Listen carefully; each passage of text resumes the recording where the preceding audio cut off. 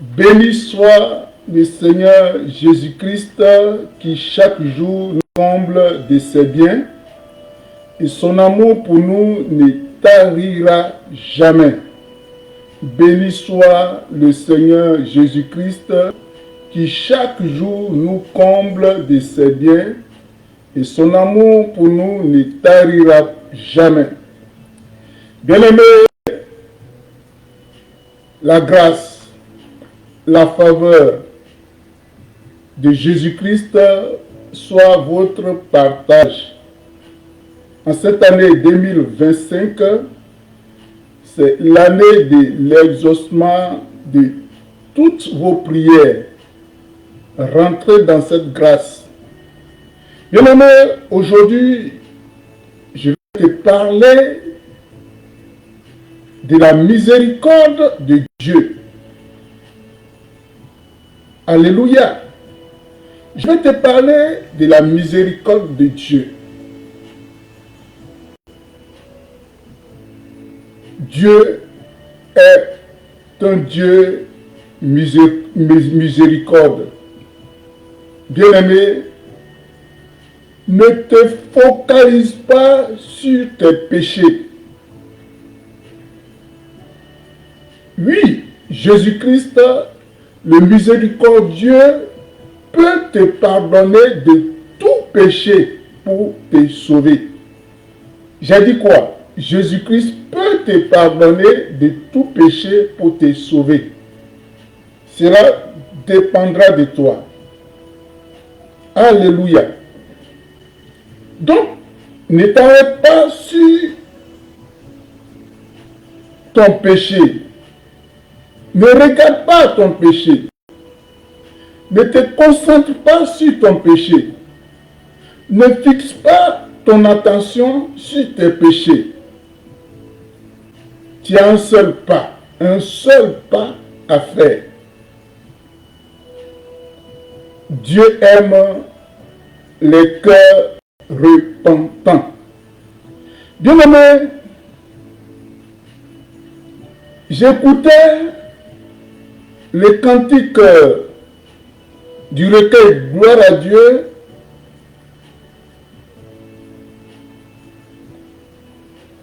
Le chant Miséricorde insondable.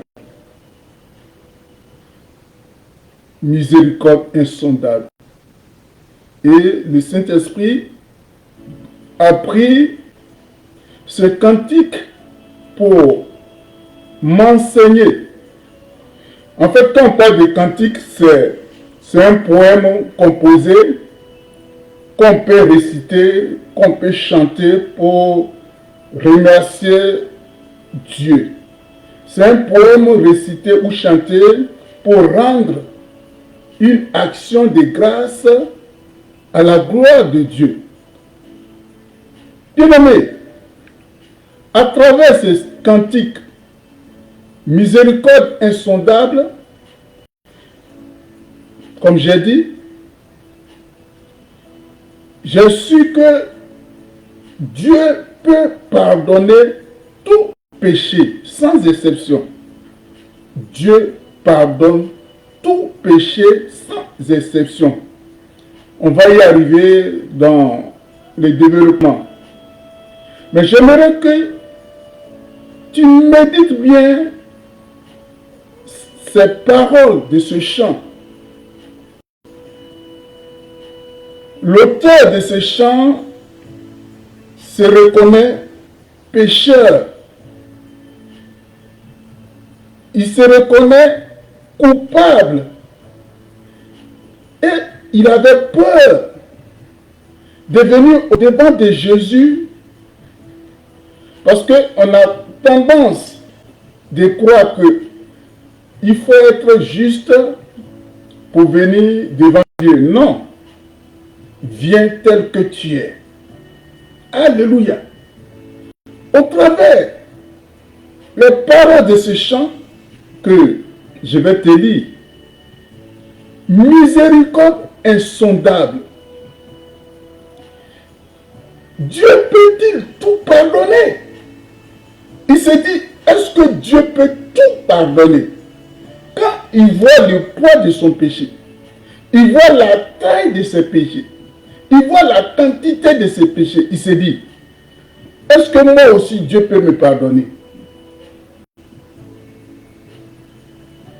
Bien-aimé, toi aussi Dieu peut te pardonner.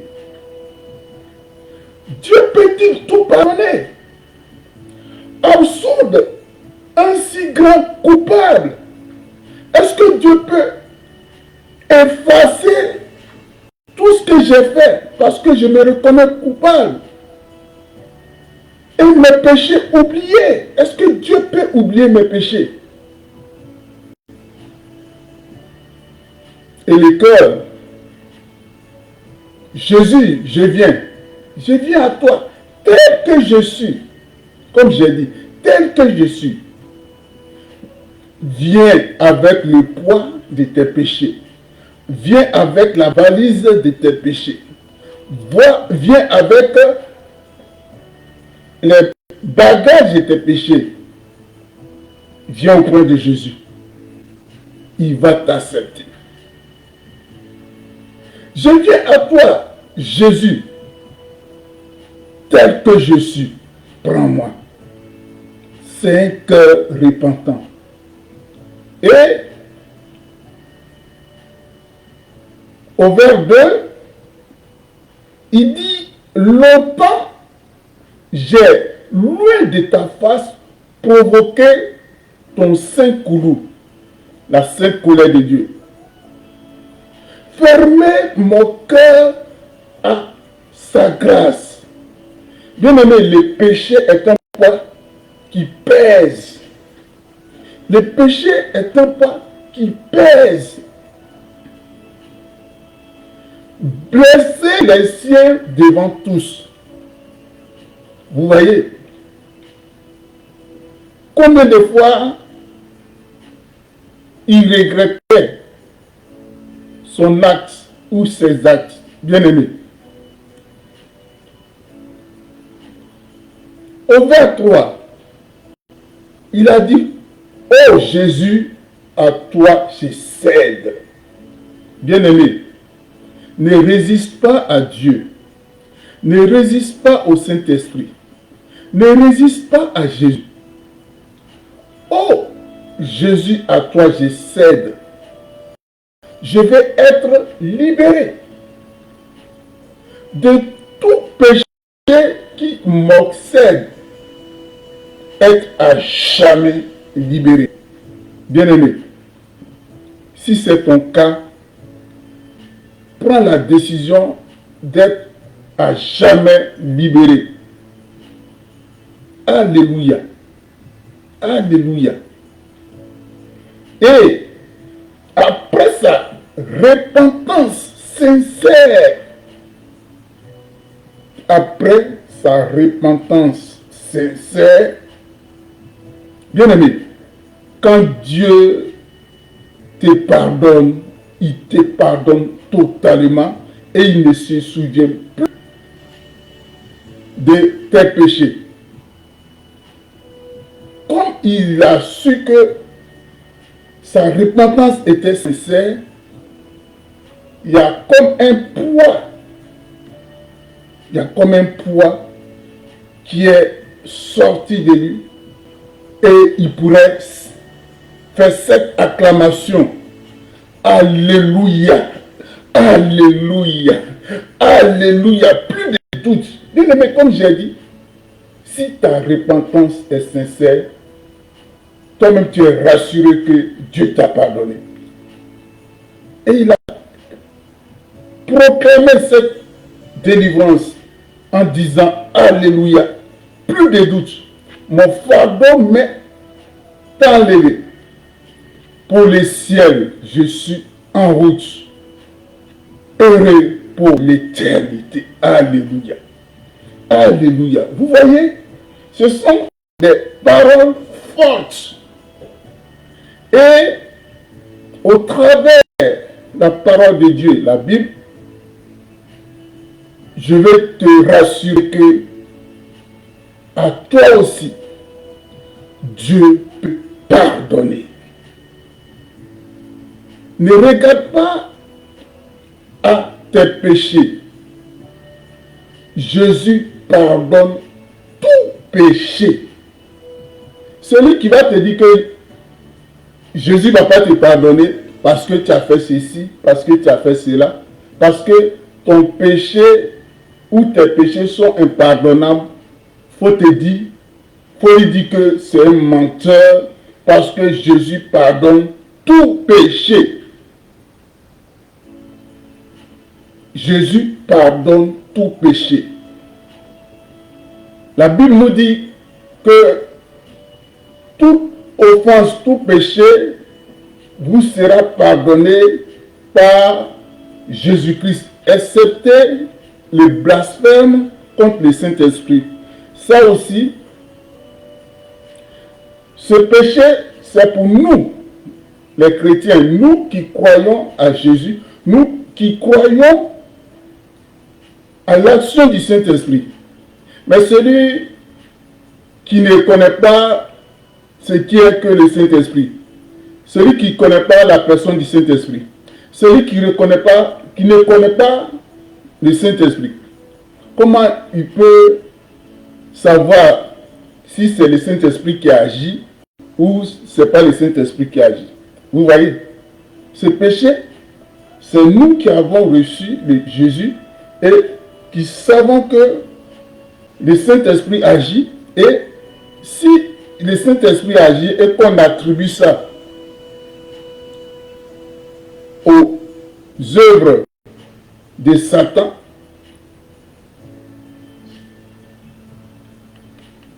là, on pêche. Et c'est le péché. Le blasphème contre le Saint-Esprit. Là où Jésus a employé cette parole, c'est quand il chassait les démons et puis les pharisiens lui ont dit que oui, c'est par Belzébuth il chassait ces démons. Jésus a dit, si Satan peut chasser Satan, c'est que le royaume de Satan est divisé. Et c'est pour ça qu'il a employé que le blasphème contre le Saint-Esprit est un péché impardonnable. Alléluia. Bien-aimés, à travers les tests de référence de Tite 3 à 7, l'apôtre Paul veut nous parler de la miséricorde de Dieu. L'apôtre Paul nous parle de la miséricorde de Dieu. Alléluia. Et nous aussi, nous devons être miséricordieux. J'ai dit la parole de Dieu dans Tite 3 à 7. Car nous aussi, nous étions autrefois insensés, désobéissants, égarés, asservis à toute espèce de convoitise et de volupté, vivant dans la méchanceté et dans la vie, dignes d'être haïs,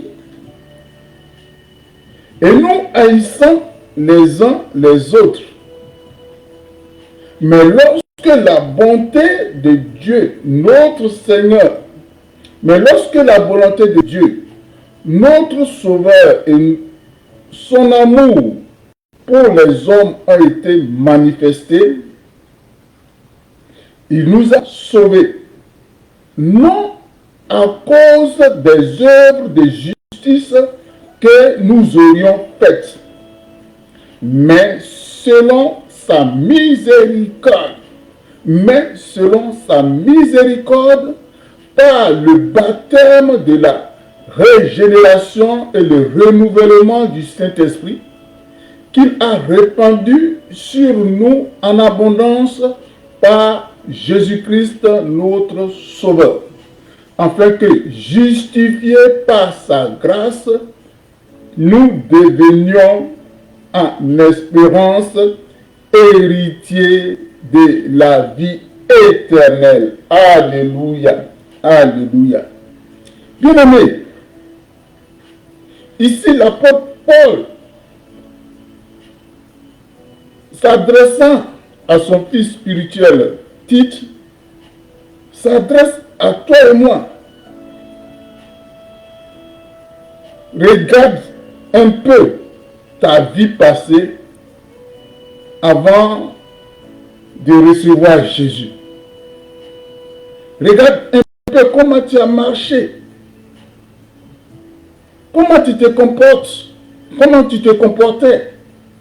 Donc quand tu vois les gens se comporter maintenant, ça ne doit pas t'énerver. Parce que toi aussi tu es passé par là. Peut-être que tu as fait pire. Mais Dieu, par sa grâce, par sa miséricorde, t'a justifié pour que tu sois héritier, de la vie éternelle. Ce ne sont pas par tes œuvres, mais c'est par sa miséricorde. C'est par sa miséricorde. On était tous destinés à la mort, car le salaire du péché, c'est la mort. Mais le don gratuit de Dieu, c'est la vie éternelle en Jésus-Christ. Bien-aimé. Et voici comment l'apôtre Paul s'adresse à nous. Autrefois, toi et moi, on était insensés, on était désobéissants, on était égarés, asservis à toute espèce de convoitise et de volupté, vivant dans la méchanceté. J'espère que tu n'es pas méchant. Hein? J'espère que tu n'es pas méchante. Si autrefois tu étais méchant, tu étais méchante, ça doit du passé. Maintenant, étant en Christ, si tu es encore méchant ou bien méchante, il faut revoir ta conversion. Alléluia. On était dit d'être haïs les uns les autres. Donc, la haine ne doit plus se retrouver dans ton cœur. Hein? Vous qui n'arrivez pas à pardonner là. La haine. Enlevez la haine de vos cœurs. Alléluia. Mais lorsque la bonté de Dieu, notre Sauveur et son amour pour les hommes s'est manifesté, alléluia, l'amour de Dieu. L'amour de Dieu. Bien aimé, comme j'ai dit, je vais te parler de la miséricorde de Dieu. La miséricorde, en fait, parlant de la miséricorde, on parle de ce qui, de la personne qui a le cœur sensible à la pitié. Parlant de la miséricorde, on parle d'un cœur sensible à la pitié. Et le psaume 116 et à 5 nous dit que Dieu est miséricordieux. Parlant de la miséricorde, c'est l'amour. L'amour accordé gratuitement sans aucune condition ni obligation préalable. Je crois que je vais te répéter ça encore.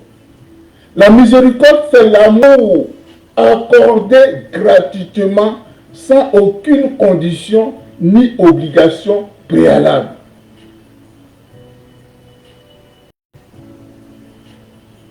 Et la miséricorde de Dieu est liée à son amour inébranlable. Elle est la preuve de sa fidélité envers son peuple. Dieu, il est fidèle, même si nous ne sommes pas fidèles, il est fidèle. Alléluia. Et la miséricorde de Dieu est depuis toujours et elle dure à toujours. La miséricorde de Dieu est depuis toujours et elle dure à toujours. Ça ne change pas. Et la miséricorde de Dieu nous procure la vie. La miséricorde de Dieu nous procure la vie. Alléluia. Quand on dit les textes de base, de référence, titre 3 à 7, nous sommes héritiers de la vie éternelle. C'est à cause de la miséricorde de Dieu que les pécheurs que nous sommes peuvent venir vers lui.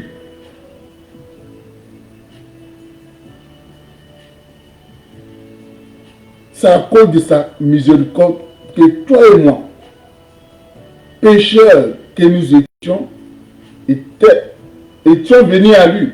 Donc, toute personne qui se reconnaît pécheur, qui vient à Dieu, qui vient à Jésus, reçoit sa miséricorde. La miséricorde de Dieu est la plus manifeste dans leur salut. Voilà, pour ne pas me répéter. C'est à cause de la miséricorde de Dieu qu'on a hérité la vie éternelle. Parlant de la vie éternelle, on parle du salut. Jésus qui est venu pour nous sauver. Alléluia. Alléluia. Bien-aimés,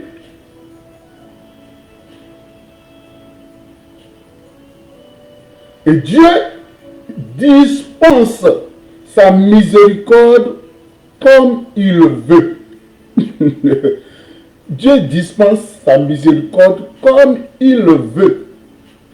Il pouvait dire à Moïse dans Exode 33 au verset 19, « Je fais grâce à qui je fais grâce. Je fais compassion à qui je fais compassion. » Alléluia. Et tout le long de leur parcours à la terre promise, c'est par miséricorde que Dieu a assisté son peuple. Sinon, il pouvait les détruire. Parce qu'ils ont été rebelles à Dieu. Jusqu'à un moment, il a dit à Moïse, laisse-moi détruire tout ce peuple et je vais faire sortir de toi une autre génération, une prospérité. Et Moïse a intercédé et Dieu a écouté la prière de Moïse. Dieu n'a pas pu... Dieu a écouté Moïse et il n'a pas exterminé le peuple rebelle. Donc, la miséricorde de Dieu, c'est depuis toujours et c'est pour toujours. C'est pas maintenant, bon, la parole de Dieu, il y a des gens qui disent non, au temps de la grâce, au temps de la loi. Dieu a été toujours un Dieu de grâce. Dieu a été toujours un Dieu de grâce. Alléluia. Donc, malgré leurs péchés, Dieu a conduit le peuple d'Israël jusqu'à Canaan. Et la naissance de Jésus-Christ se situe dans le prolongement de la miséricorde de Dieu qui veut sauver son peuple. que nous sommes. Alléluia. Alléluia. Et dans l'épître aux Hébreux,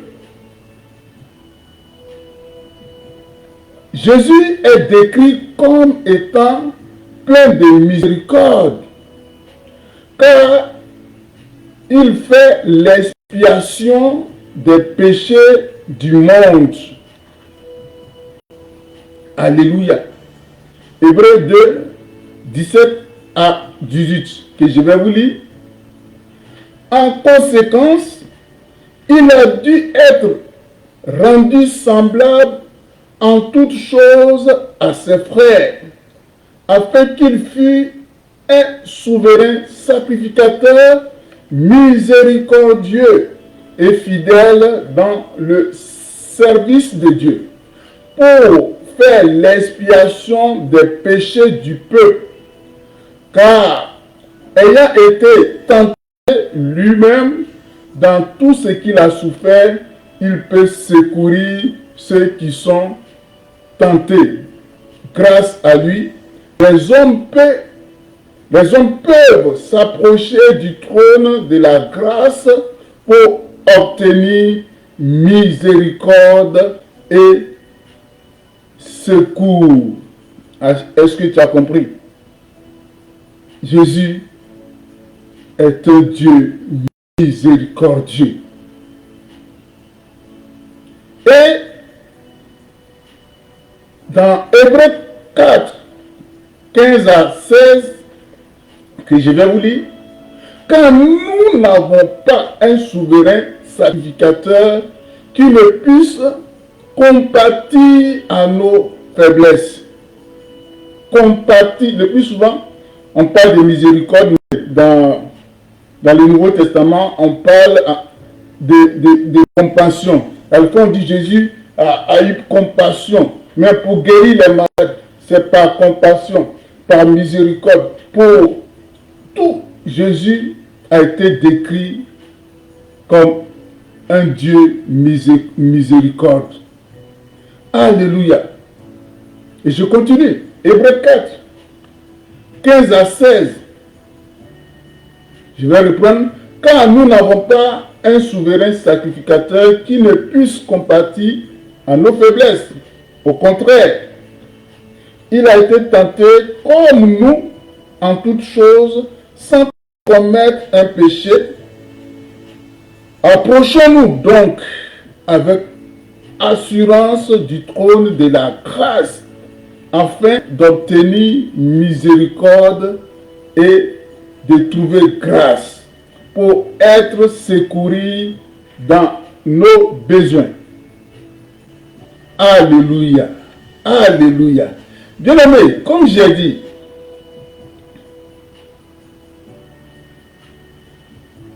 on va commencer dans l'Ancien Testament pour venir dans le Nouveau Testament. Et comme j'ai dit, Dieu pardonne tout péché, sans exception. Sans exception. Ne vois pas le poids de ton péché. Ne dis pas que oui, j'ai commis un crime, j'ai fait ceci. Répands-toi sincèrement et Jésus va te justifier. Alléluia. Bien, dans le psaume 32, c'est David. Psaume de David. Heureux celui à qui la transgression est remise, à qui le péché est pardonné. Alléluia. Heureux l'homme à qui l'Éternel n'impute pas d'iniquité et dans l'esprit duquel il n'y a point de fraude. Écoutez maintenant ce que David va dire au verset 3. Tant que je me suis tu, mes os se consumaient.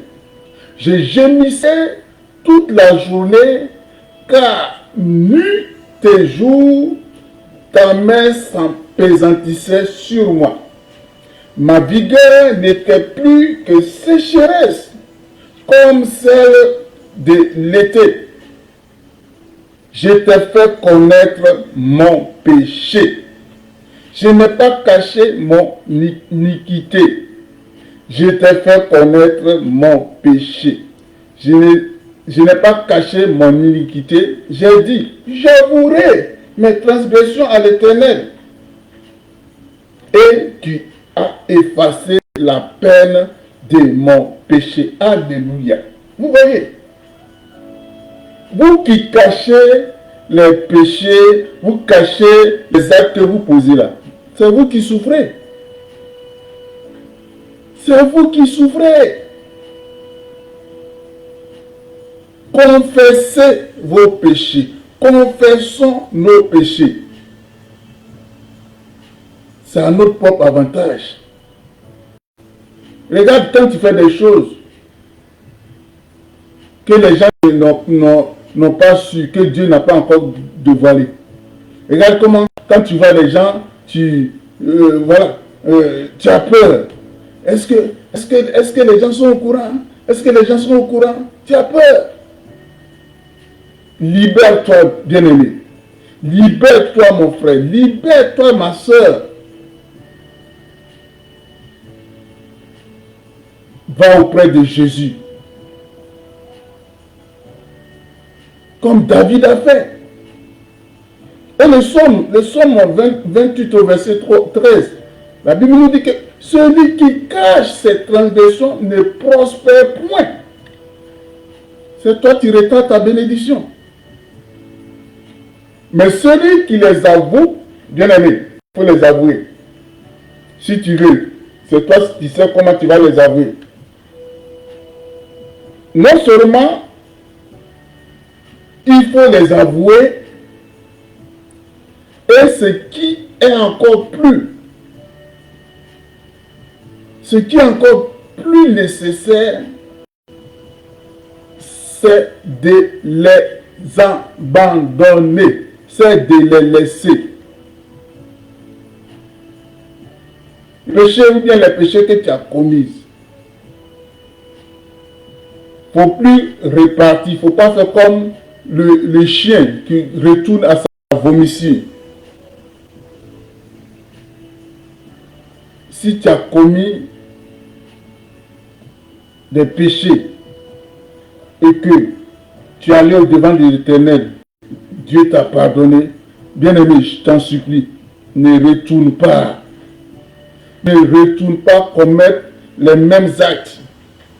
Vous voyez, le plus souvent, il y a des fois, quand Jésus prie pour les gens, que ce soit des délivrances ou bien ceux qui sont malades, il dit, va, ne péche plus, de peur que quelque chose de grave t'arrive. Bien-aimé, je t'en supplie.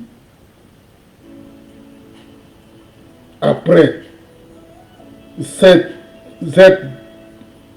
pardonné par Jésus, ne commets pas les fautes que tu avais commises auparavant. Alléluia. Alléluia. Bien-aimé, Dieu est miséricordieux. Jésus est un Dieu miséricordieux. Alléluia. C'est à cause de ça, bien-aimé. David, quand David, après le dénombrement, chose qu'il n'aurait pas dû faire, a senti qu'il avait péché. Et Dieu lui avait proposé 3 fléaux. Vous allez trouver ça dans 2 Samuel 24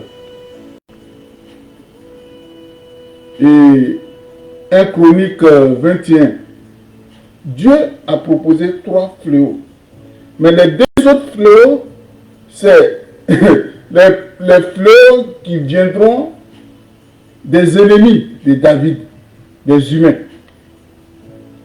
David a préféré les châtiments divins. David a préféré les châtiments divins. Parce qu'il s'est dit quoi? Dieu au moins, il a compassion. Dieu au moins, il pratique, il manifeste la miséricorde. Et effectivement, quand Dieu a envoyé ce fléau et la peste a commencé à ravager Jérusalem, David a prié et Dieu a eu pitié de David. Et David, après cela, allait faire des sacrifices à l'honneur de l'Éternel. C'est là où il a dit, je n'offrirai rien qui ne me coûte à Dieu. Je ne peux pas donner à Dieu quelque chose qui ne me coûte pas. Alléluia. Donc, vous voyez, David a préféré la miséricorde de Dieu que la miséricorde des hommes. La miséricorde, comme j'ai dit, nous aussi, nous devons manifester cela. Mais est-ce qu'on manifeste ça? Est-ce que tu manifestes la miséricorde? Alléluia. Alléluia. Alléluia. Bien aimé,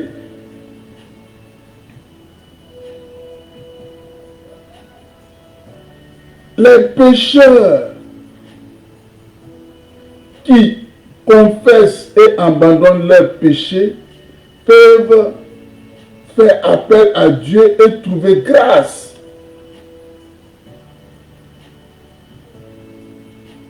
Alléluia. Et Dieu, il manifeste, il dispose sa miséricorde comme il veut. Alléluia. Alléluia. Bien aimé, comme j'ai dit,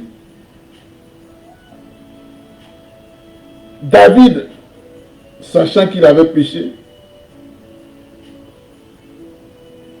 et que le poids des péchés pesait sur lui, il allait le confesser. Il allait le confesser. Et Dieu l'a pardonné. Bien aimé, comme j'ai dit, ne regarde pas à tous les péchés. Il ne faut même pas te focaliser. Est-ce que Dieu va me pardonner? Est-ce que Dieu ne va pas me pardonner? Voici ce que les gens disent. Voici ce que les serviteurs disent. Est-ce que le péché que j'ai fait, oui, on me dit que si tu fais ce péché-là, c'est impardonnable. Bien aimé, va. Celui qui pardonne les péchés se nomme Jésus. Va au-devant de lui. Maintenant, si lui dit que tu ne te pardonnes pas, tu vas savoir. N'écoute pas ce que les gens disent. Écoute ce que Jésus dit. Il dit, il pardonne tout péché. Alléluia. Bien aimé, je vais te donner l'exemple pour moi, de la personne qui a commis les plus grands péchés du monde, que ce soit dans l'Ancien Testament comme dans le Nouveau Testament. Est-ce que tu as péché plus que le roi Manassé? Est-ce que tu as péché plus que le roi Manassé? C'est pourquoi je t'invite à prendre la Bible dans 1 roi chapitre 21. Je t'invite à lire ça après. Mais tu vas prendre 2 Chroniques 33, 2 Chroniques 33, les 16 versets qu'on va lire. Écoute bien ce que Manassé a fait. Écoute bien. La Bible nous dit dans 2 Chroniques 33, à partir du premier verset que je lis, Manassé avait 12 ans lorsqu'il devint roi, et il régna 55 ans à Jérusalem. Il fit ce qui est mal aux yeux de l'Éternel selon les abominations des nations que l'Éternel avait chassées devant les enfants d'Israël. Il rebâtit les hauts lieux qu'Ézéchias, son père, avait renversés. Il éleva des autels au Baal. Il fit des idoles d'Astarté et il se prosterna devant toute l'armée des cieux et la servit. Il bâtit des autels dans la maison de l'Éternel, quoique l'Éternel eût dit, c'est dans Jérusalem que sera mon nom à perpétuité. Il bâtit des autels à toute l'armée des cieux dans les deux parvis de la maison de l'Éternel. Il fit passer ses enfants par le feu. Écoute, il fit passer ses enfants par le feu dans la vallée des fils de Himnon. Il observait les nuages et les serpents pour en tirer des pronostics. Il s'en donnait à la magie et il établit des gens qui invoquaient les esprits et qui prédisaient l'avenir. Il fit de plus en plus ce qui est mal aux yeux de l'Éternel afin de l'hériter. Il plaça l'image taillée de l'idole qu'il avait faite dans la maison de l'Éternel, de laquelle Dieu avait dit à David et à Salomon son fils. C'est dans cette maison et dans Jérusalem que j'ai choisi parmi toutes les tribus d'Israël que je veux à toujours placer mon nom. Je ne ferai plus sortir d'Israël du pays que j'ai destiné à vos pères, pourvu seulement qu'il ait soin de mettre en pratique tout ce que je leur ai commandé, selon toute la loi, les préceptes et les commandements prescrits par Moïse. Mais Manassé fit cause que Juda et les habitants de Jérusalem s'égarent et fit le mal plus que les nations que l'Éternel avait détruites devant les enfants d'Israël. L'Éternel parla à Manassé et à son peuple, et il n'y fit point attention. Alors, l'Éternel fit venir contre eux les chefs de l'armée du roi d'Assyrie, qui saisit Manassé et le mit dans le fer. Il le lia avec les chaînes d'airain et le menait à Babylone. Verset 12, retiens ça. Lorsqu'il fut dans la détresse, il implora l'Éternel, son Dieu. Alléluia. Lorsqu'il fut dans la détresse, il implora l'Éternel, son Dieu, et il s'humilia profondément devant le Dieu de ses pères. Il lui adressa ses prières et l'Éternel se laissa fléchir. J'aime cette expression. Et l'Éternel se laissa fléchir. Exauça ses supplications et le ramena à Jérusalem dans son royaume, et Manassé reconnut que l'Éternel est Dieu. Alléluia. Vous voyez tout ce que Manassé avait. Vous voyez tout ce qu'il a fait. Lisez un peu la parole de Dieu.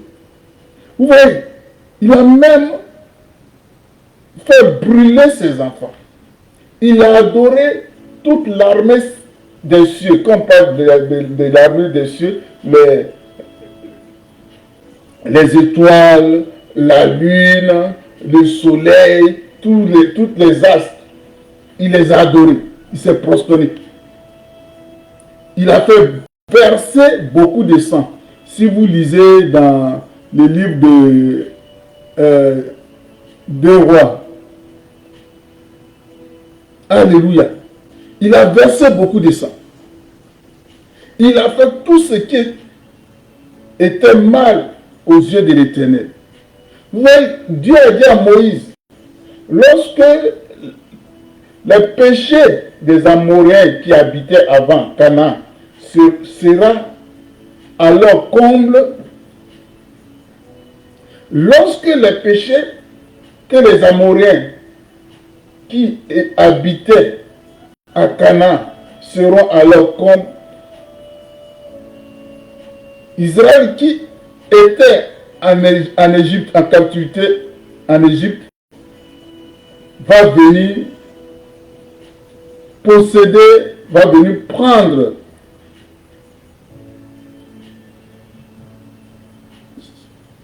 ce territoire. Parce que Dieu avait fait cette promesse à Abraham. Mais la Bible nous dit que Manassé avait péché. Les péchés de Manassé étaient plus que les péchés des Amoréens que Dieu a détruits, que Dieu a chassés. Vous voyez? Mais lorsqu'il était dans la détresse, il a imploré Dieu. Il s'est repenti. La Bible nous dit que Dieu l'a pardonné. L'Éternel s'est laissé fléchir. Non seulement Manassé, à cause de sa désobéissance, à cause des péchés, il avait perdu son trône. On l'avait enchaîné. Il était en exil. Il était en prison. Vous voyez tout ça là. Mais à cause de sa repentance, Dieu l'a rétabli. Il a été déchaîné.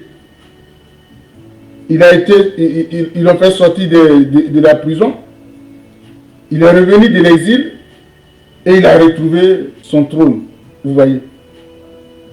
Vous voyez comment la repentance nous est nécessaire. Alléluia. Et la Bible nous dit que Manassé a reconnu que l'Éternel est Dieu. Alléluia. Alléluia. Bien-aimé, regarde, je vais te prendre aussi le cas du souverain sacrificateur Zacharie du souverain sacrificateur Josier, au moins dans Zacharie. Dans Zacharie 3, 1 à 5, que je vais te lire, c'est ce que le prophète Zacharie a vu. Il me fit voir Josier, le souverain sacrificateur, debout devant l'ange de l'Éternel, et Satan qui se tenait à sa droite pour l'accuser. C'est son travail. Vous qui accusez là, c'est ça que Jésus a dit, vous avez pour père le diable, l'accusateur, le menteur. Alléluia. Pour l'accuser. Et l'Éternel dit à Satan, que l'Éternel te réprimande. Satan, que l'Éternel te réprimande. Que l'Éternel réprimande tous ses accusateurs. Alléluia. Que l'Éternel réprimande tous ceux qui t'accusent. Lui qui a choisi Jérusalem, n'est-ce pas là un tisson arraché du feu? Or, Josué était couvert de vêtements sales. Vous voyez? Josué était sale. Josué était rempli de péchés. C'est ce que ça veut dire. Et il se tenait debout devant l'ange.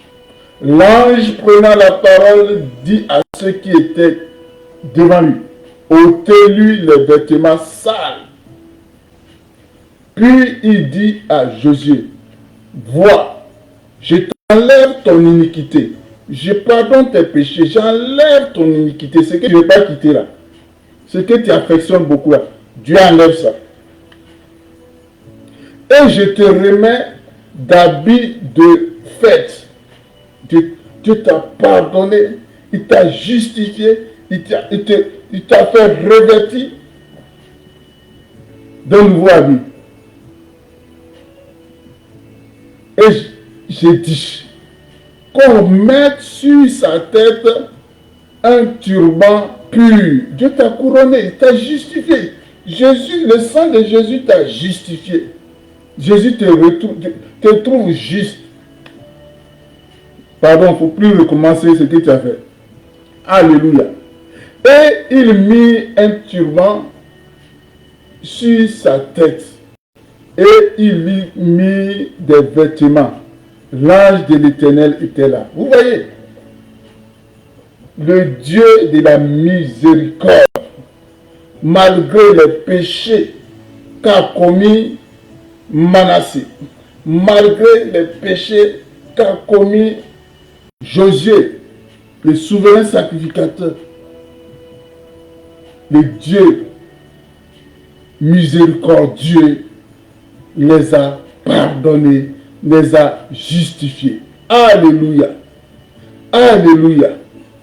Bien-aimé, je t'ai pris le cas des deux personnes dans l'Ancien Testament. Venons maintenant dans le Nouveau Testament. Déjà, c'est vrai, on a comme, à chaque fois qu'on parle des gens qui ont du péché, tout ça là, beaucoup font allusion au moins à la trahison de Judas. Certes, Judas a trahi Jésus. Il a fait du tort, il a fait mal, il a péché. Et si Judas avait ce cœur de repentance, si Judas s'était repenti, Jésus allait le justifier. C'est ce que Judas n'a pas fait. C'est ce que Judas n'a pas fait. Mais le plus souvent, on ne voit pas les péchés qu'a commis l'apôtre Pierre.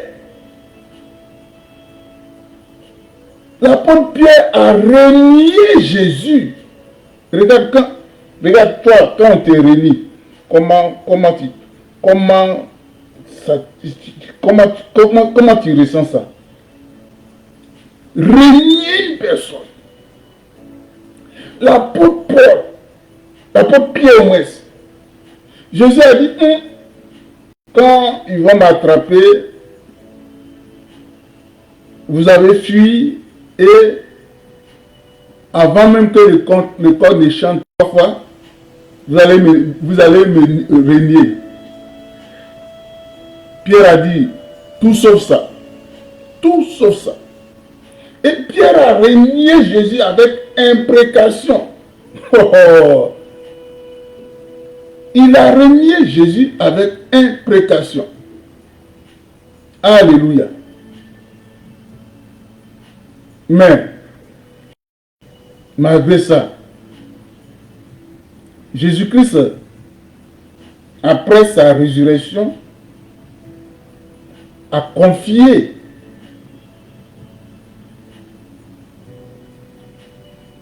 une mission à l'apôtre Pierre.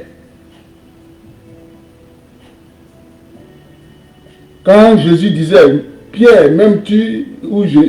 Pierre répondait, tu sais que je t'aime. Il dit, paie mes troupeaux, paie mes brebis. Mais Pierre l'avait renié. Pierre l'avait renié.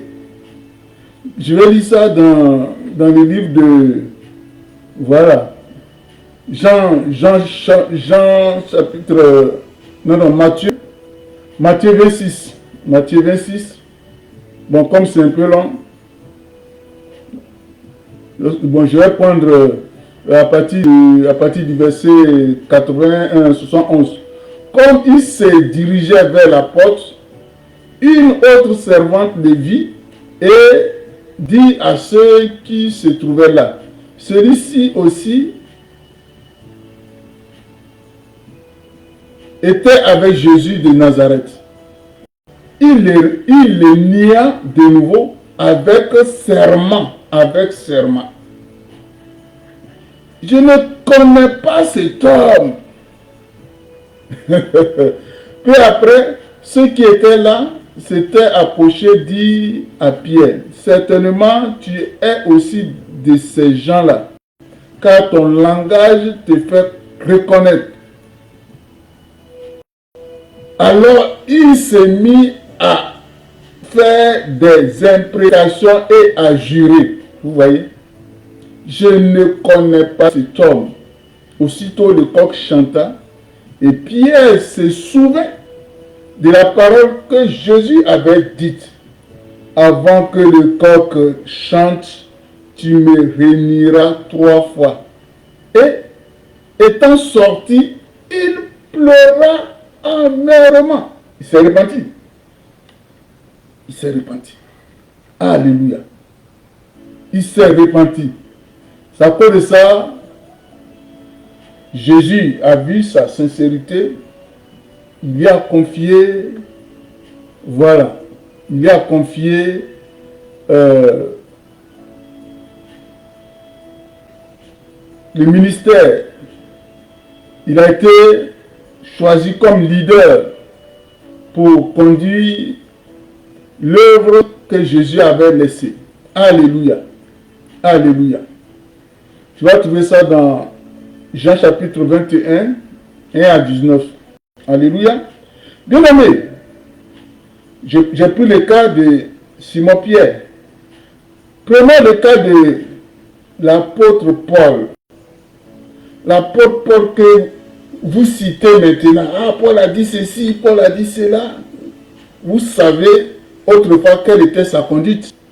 On sait tous quelle était la conduite de l'apôtre Paul quand il s'appelait Saul.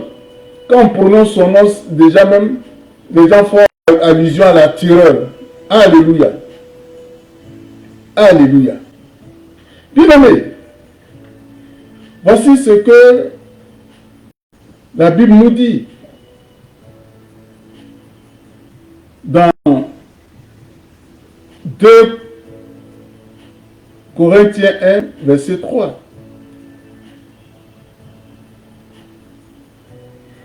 Alléluia. Bien aimé, Paul lui-même, quand il décrit sa vie, vous allez trouver ça dans 2 Corinthiens, voilà, 2 Corinthiens 1, au verset 3.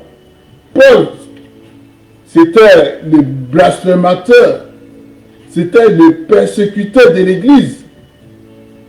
Mais, à cause de la miséricorde de Jésus, il fut un apôtre de Jésus. Il fut rendu fidèle. Dans le livre des Actes des Apôtres, Acte 8, le verset 1 et puis le verset 3 que je vais vous dire, Saul avait approuvé le meurtre d'Étienne.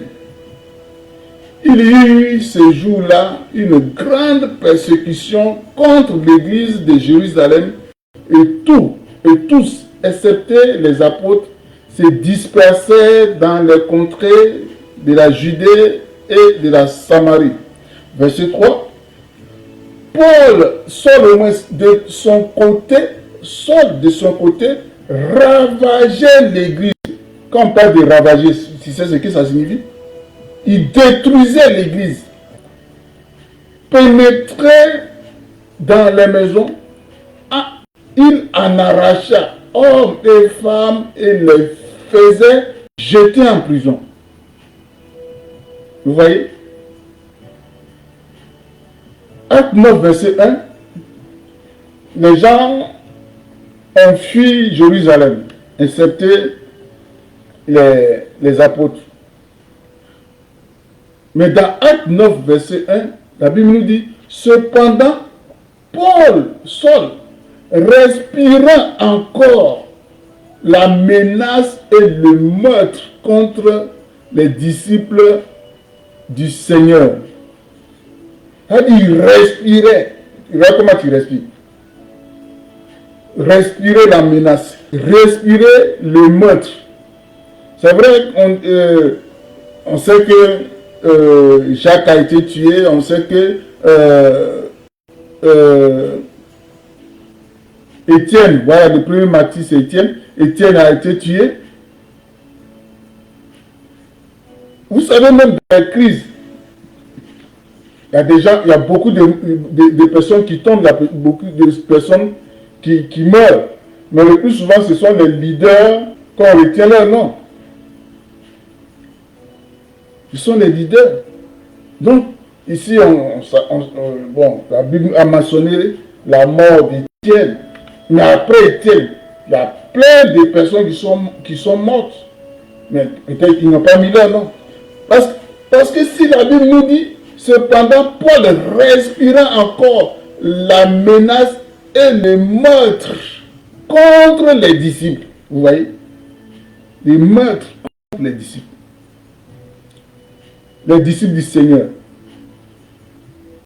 Et tout ce qu'il a fait à Jérusalem, ça ne suffisait pas pour lui. Il allait voir le souverain sacrificateur pour avoir une lettre de leur part pour aller persécuter encore les disciples de Jésus qui ont fui. Et c'est en cours de route que le Seigneur s'est révélé à lui. En cours de route que le Seigneur s'est révélé à lui. Et quand même Dieu a dit à Ananias, qui était en train de prier, Dieu l'avait mandaté pour venir prier pour Saul. Mais il a dit, mais Seigneur, mais cet homme est venu pour nous attraper. Seigneur, cet homme, il nous persécute. Il a fallu que Jésus le rassure pour dire que je l'ai choisi pour porter mon nom. Alléluia. Donc, ces brigands, ces blasphémateurs, ces meurtriers, comme Saul, s'il a été justifié, alléluia, c'est pas toi que Jésus ne va pas justifier. Il suffit de faire un seul pas. La repentance. Alléluia. Et là, ce que Paul disait dans 1 Corinthiens 15, 9 et 10. Car je suis le moindre des apôtres. Je ne suis pas digne d'être appelé apôtre même. Parce que j'ai persécuté l'église de Dieu. Par grâce de Dieu, je suis ce que je suis. Et par sa grâce, envers moi, m'a été, et sa grâce envers moi n'a été vaine. Loin de là, j'ai travaillé plus que tous. Voilà. Donc, vous voyez, bon, vous allez lire aussi dans Galates 1, à partir du verset 12 et suite, Éphésiens 3, à partir du verset 6, et 1 Timothée 1, 12. Alléluia. Dieu, Jésus-Christ a été toujours un Dieu miséricordieux. Regarde, même à Gethsémani, quand ils sont venus pour l'arrêter, Pierre, quand Jésus a dit, aidez-moi dans la prière, priez pour ne pas tomber en tentation, ils ont passé leur temps à dormir. Dès que les gens sont venus attraper Jésus, il a sorti son épée, il a coupé l'oreille de Malchus, serviteur du souverain sacrificateur, Mais Jésus a guéri Marcus. Comment tu peux te soucier de quelqu'un qui est venu te faire du mal? Jésus, le Dieu miséricordieux. Qu'est-ce que Jésus ne peut pas faire pour toi? Alléluia. Bien-aimé, c'est Jésus seul qui pardonne tout péché. Et la Bible nous dit dans Matthieu 5, le verset 7, les miséricordieux obtiendront miséricorde.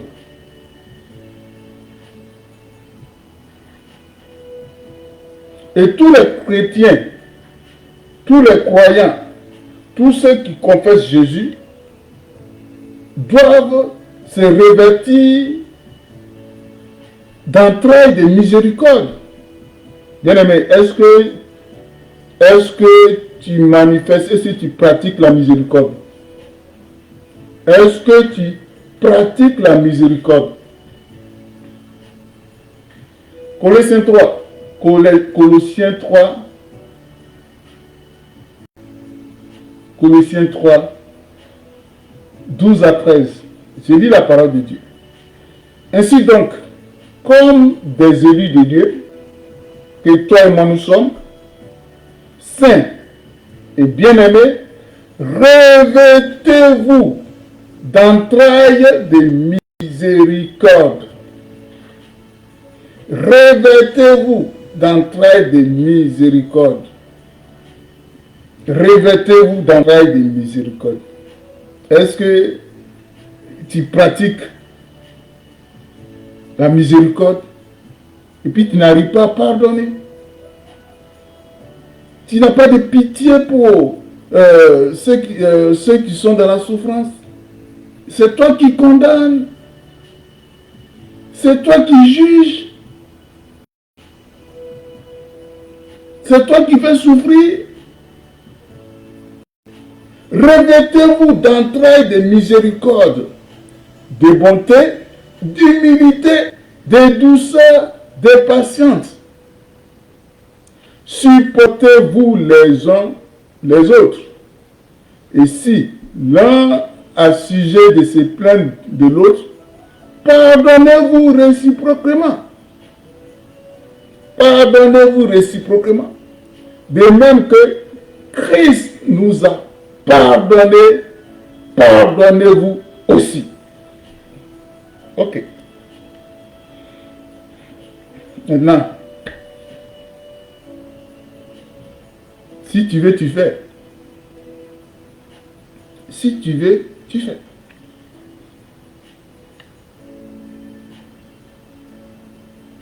Est-ce que tu t'es revêtu d'entrailles de miséricorde?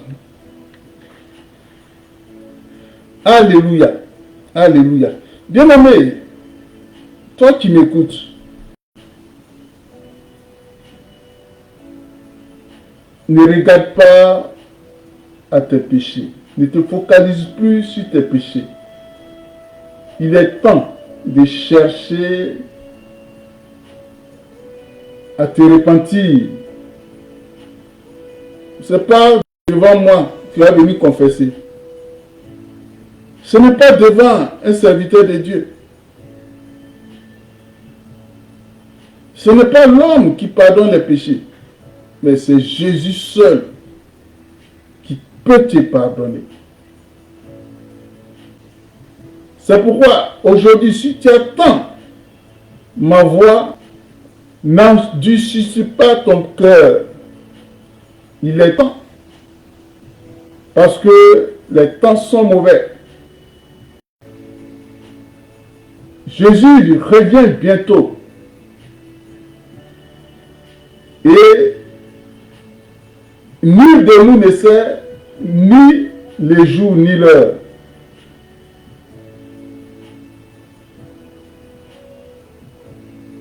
Nul de nous ne sait ni le jour ni l'heure. Mais avec une repentance sincère, sois rassuré que tu seras héritier de la vie éternelle. Alléluia. Bien-aimé, Jésus pardonne tout péché.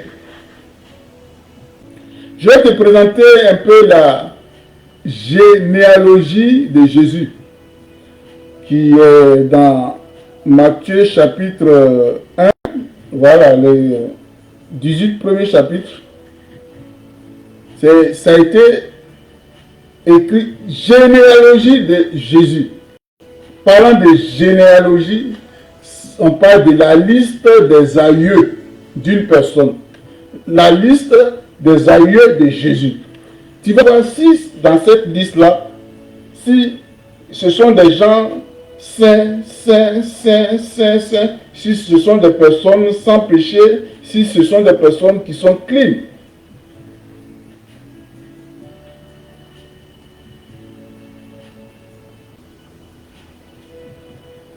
Alléluia. Si dans la famille de Jésus, la Bible dit que Jésus est venu pour les siens, pour sauver les siens.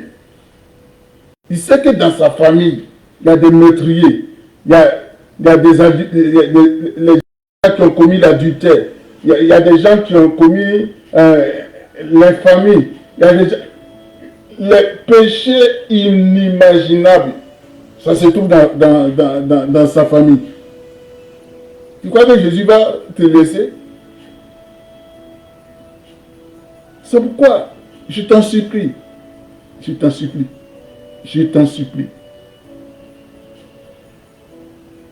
rentre en repentance. N'écoute pas ce que les gens te disent.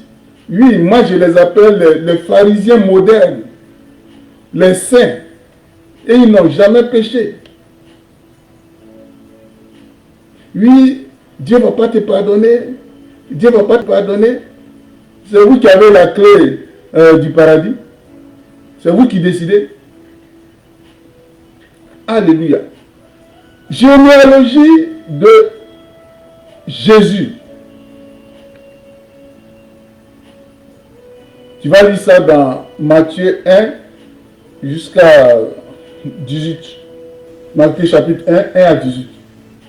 On va te parler d'Abraham. Nous tous on connaît Abraham, c'est vrai, c'est le père de la foi. Mais Abraham, il a menti pour que Pharaon lui procure du bien et puis prend sa charge. Dans Genèse 12, à partir du verset 10, il y avait une famine. Abraham a pris toute sa famille, ils sont allés en Égypte. Et il a dit à Pharaon que Sarah était sa femme. À cause de cela, Pharaon a pris soin d'Abraham. Il lui a donné même des biens. Jusqu'à ce que Pharaon découvre que la supercherie d'Abraham. Mais tous ces biens-là, il n'a pas arraché. Après Abraham, Isaac, lui aussi, il a menti. Même famine, bon, deuxième famine, ils ont dit la famille comme au temps d'Abraham. Lui, vous avez trouvé ça dans Genèse 26. Lui aussi, il a menti concernant sa femme.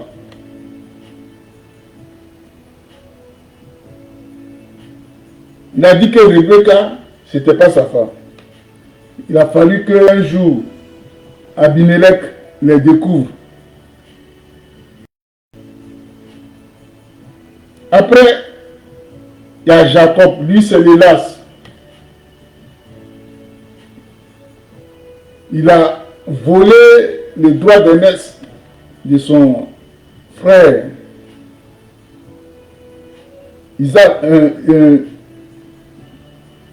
Ésaïe.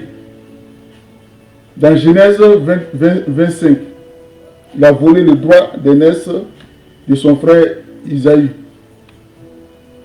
Après ça, il a volé la bénédiction des frères dans Genèse 27. Vous voyez? Donc, la lignée de Jésus même, vous voyez ce qu'ils ont fait? On prend le cas de Judas. Judas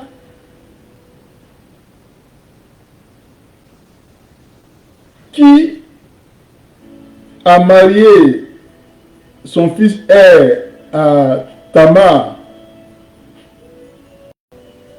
Quand a trouvé la mort sans héritier, il a donné ça, la femme à son fils, son Benjamin. Lui aussi, il est mort. Maintenant, son fils cadet, qui a eu l'âge aussi de se marier, mais il a refusé la femme. Ça, c'est la seule femme, premier fils, deuxième fils, et elle attendait le troisième fils. Mais Judas n'a pas voulu donner son fils comme épouse. Donc la femme, Tamar, s'est déguisée à une prostituée et elle a couché avec Judas. Ils ont eu des jumeaux. Donc, vous voyez, dans la famille, dans la lignée, parmi les alliés de Jésus, il y a les menteurs, il y a des insectes, il y a des prostituées, tout cela. Après Tamar et puis Judas, il y a Salomon qui s'est marié à Rahab. On connaît l'histoire de Rahab, la prostituée, celle qui a caché les deux espions. Quand Josué a envoyé les deux espions pour aller explorer Jéricho. Et quand il lit même Hébreux 11, on cite Rahab comme étant l'une des personnes qui avait la foi. C'est pas à moi de vous dire ça. Et il y a Boaz et Ruth. Ruth, la Moabite. On connaît toute l'histoire des Moabites dans Genèse 19.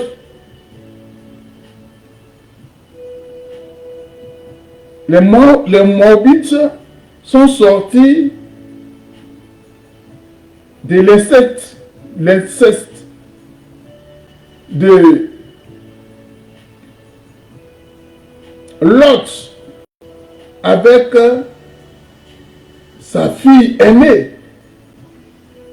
Vous allez trouver ça dans Genèse 19, 37. La Bible nous dit que l'aînée enfanta un fils qu'elle appela du nom Moab. C'est le père des Moabites jusqu'à ce jour. Vous voyez, le sang de l'inceste se trouve dans la lignée de Jésus. Après ça, bon, il y a beaucoup, mais je prends comme c'est un peu long là. Parlons même de David.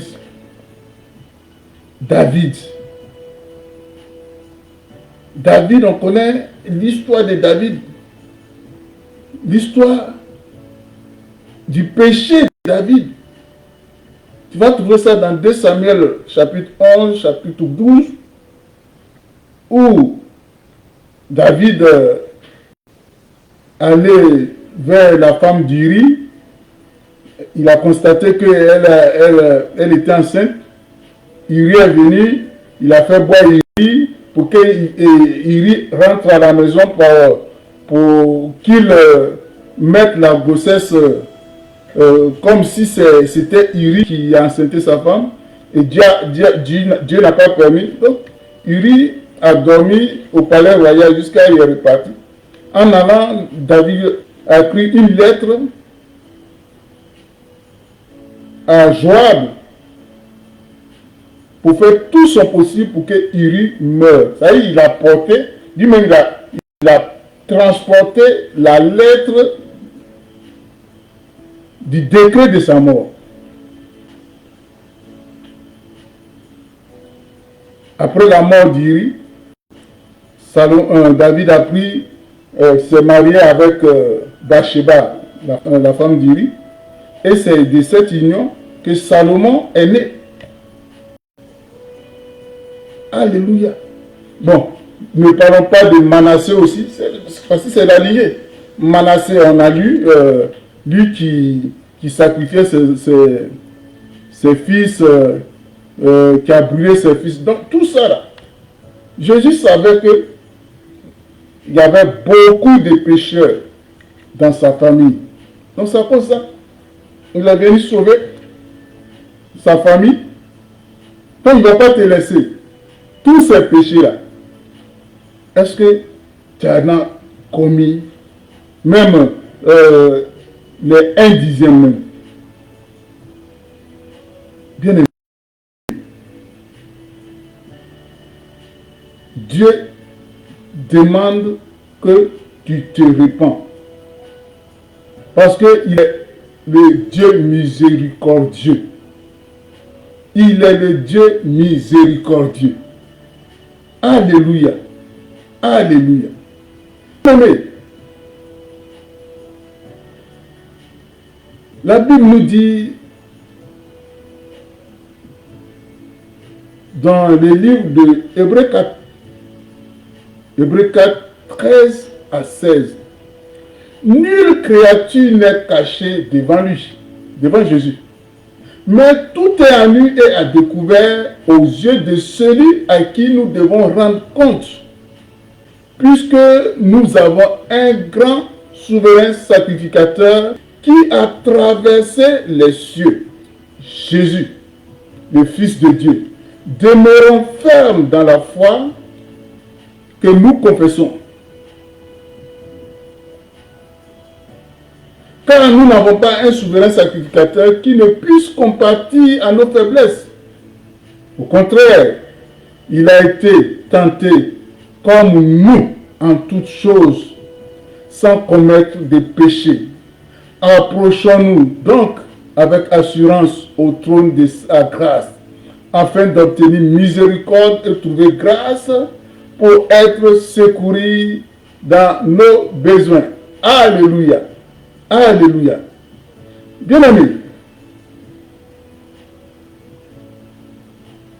ne soyons pas comme les pharisiens. Ne soyons pas comme les pharisiens. Ils sont actes. Ils sont rapides à critiquer, à condamner. Bien-aimés, voici ce que Jésus leur dit. J'ai touché ça un peu en haut, où Jésus a chassé les démons, puis ils ont dit que, voilà, c'est par Belzébuth. Voici ce que Jésus leur dit. D'abord, Matthieu 9, le verset 13.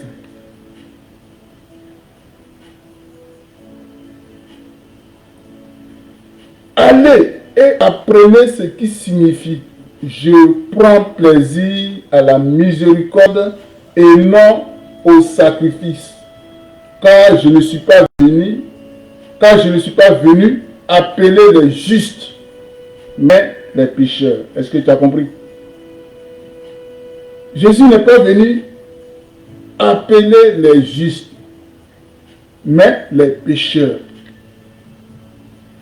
Donc je suis le premier.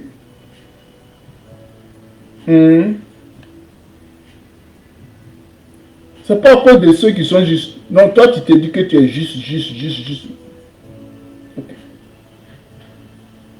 Nous on est pécheurs. Et c'est à cause de nous, Jésus est venu. Alléluia. Alléluia. Regarde, Jésus même n'a pas été épargné. Donc, s'ils ont fait ça au bois vert, ce n'est pas au bois sec, ils ne vont pas faire. Dans Matthieu 11, 18 à 19, et qu'est-ce que tu dois savoir? Les gens, ils vont toujours critiquer, ils vont toujours condamner, mais ils ne peuvent rien apporter de nouveau, ils ne peuvent pas t'apporter d'aide.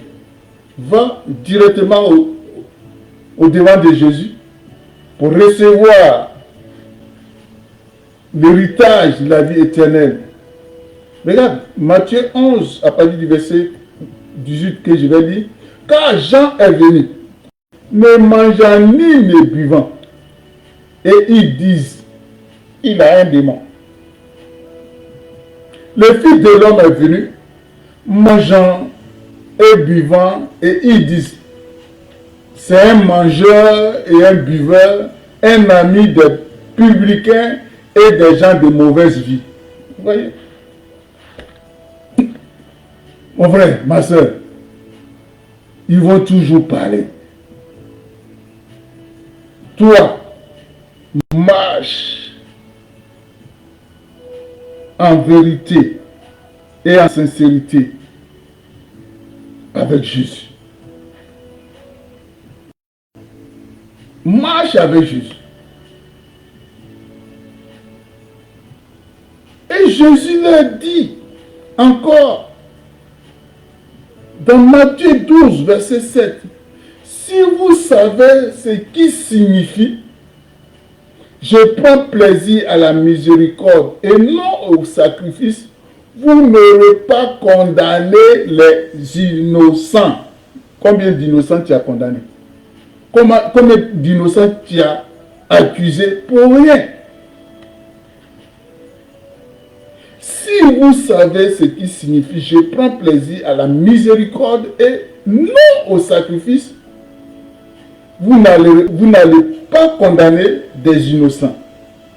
Oui, tu prends le temps dans la prière, tu fais ceci, tu fais au monde, tu condamnes les innocents. Dis, pas. Si tu savais ce qui signifie, je prends plaisir à la miséricorde et non au sacrifice. Fais tout ce que tu fais comme sacrifice. Comme au monde, comme quoi. Jésus-Christ, il est le Dieu miséricordieux. Alléluia. Alléluia. Bien aimé. Celui-là même,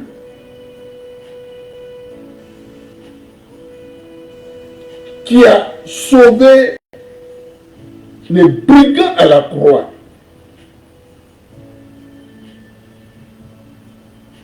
Parce que ce monsieur s'est repenti sincèrement. Il s'est repenti sincèrement. Tandis que l'autre se moquait de Jésus, lui, il a reconnu son erreur. Luc 23, partie du verset 39.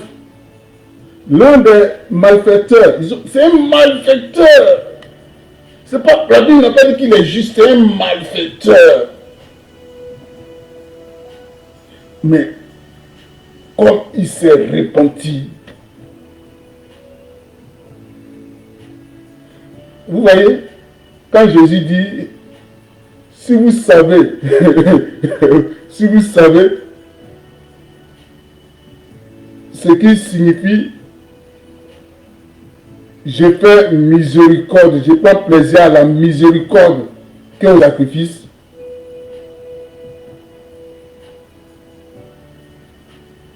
Il y a des fois tu vas dire que mais Dieu même il est injuste, mais il est souverain. Il est souverain. Alléluia. Oui. Ce verset-là, c'est très important. Oui. Oui.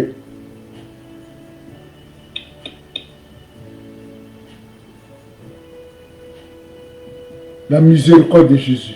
La miséricorde de Dieu. Alléluia. Le brigand à la croix. Luc 23. L'un des malfaiteurs crucifiés l'injurait, disant, n'es-tu pas le Christ? Sauve-toi toi-même et sauve-nous.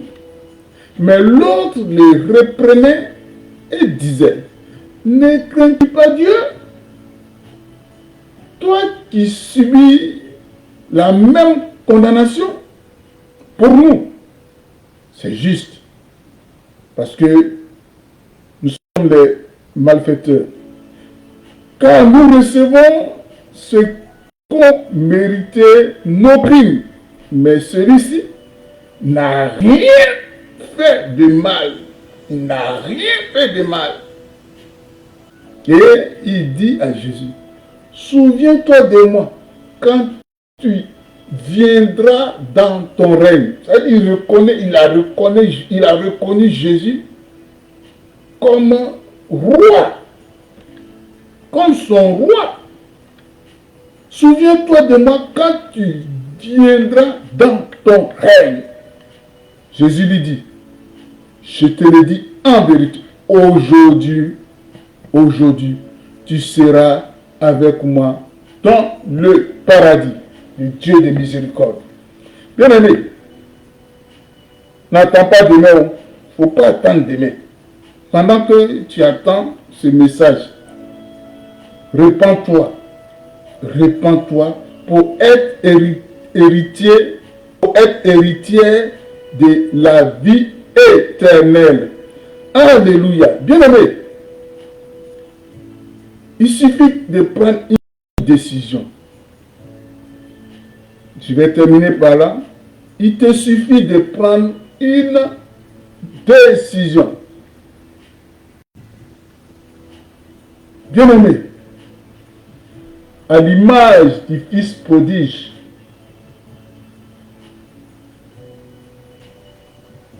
il sait qu'il avait fait du tort à son papa en lui demandant sa part d'héritage. Son papa ne l'a pas refusé, il lui a donné. Mais lui, il allait tout gaspiller. Mais quand il a vu que il partait à la perdition, la Bible nous dit, étant entré à lui-même, il a décidé de revenir à la maison. Luc 15, à partir du verset 17. Étant rentré à lui-même, il s'est dit, combien de mercenaires chez mon père qui ont du pain en abondance, et moi ici, je meurs de faim. Je me lèverai, j'irai vers mon père et je lui dirai, mon père, j'ai péché contre le ciel et contre toi. Je ne suis plus digne d'être appelé ton fils. Traite-moi comme l'un de tes mercenaires. Traite-moi comme l'un de tes ouvriers. Je suis plus fils. Et il se leva et alla vers son père. Comme il était encore loin, son père le vit et fut ému de compassion. Et Dieu de miséricorde. Il courut se jeter à son cou et le baisa. Son papa n'a pas, vous voyez, il s'est égaré. Même il voulait manger même la nourriture des porcs. Son papa n'a pas regardé à son accoutrement. Il n'a pas regardé à l'habit qu'il portait, déchiré ou pas, sale ou pas. Il n'a pas regardé à l'odeur dégagée. Le Dieu de miséricorde. Viens à lui tel que tu es. Ne cherche pas à changer avant de venir. C'est Dieu, c'est le Saint-Esprit qui va te changer. C'est le Saint-Esprit qui va te changer. Regarde, même à la création. Même à la création. La Bible nous dit quoi? Dans Genèse 1. Dieu a créé la terre. Mais la Bible nous dit que la terre était informe et vide. Il n'y avait pas de forme.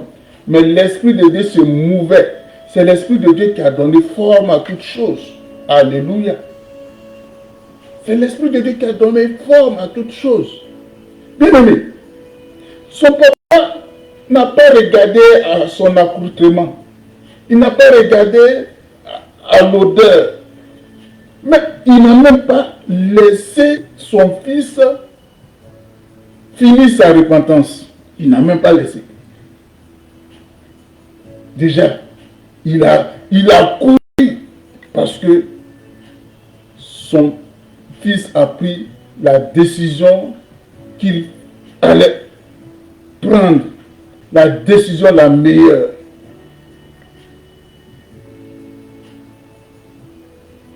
Verset 21. Le fils lui dit, mon père, j'ai péché contre le ciel et contre toi. Je ne suis plus digne d'être appelé ton fils. Mais le père dit à ses serviteurs, il n'a même pas écouté, il n'a même pas écouté. Non, tu es venu, c'est ce qui m'importe. Mais le père dit à ses serviteurs, apportez vite la plus belle robe et la revêtez. Mettez-lui un anneau au doigt et des souliers aux pieds. Voilà. Tous ces habits sales là. Voilà, ces habits de péché là. Comme Dieu a enlevé l'habit tacheté du souverain sacrificateur Josué. Tous ces habits de deuil ont été enlevés. On lui a apporté l'habit de fête. Il a été restauré. Il a été rétabli. Alléluia.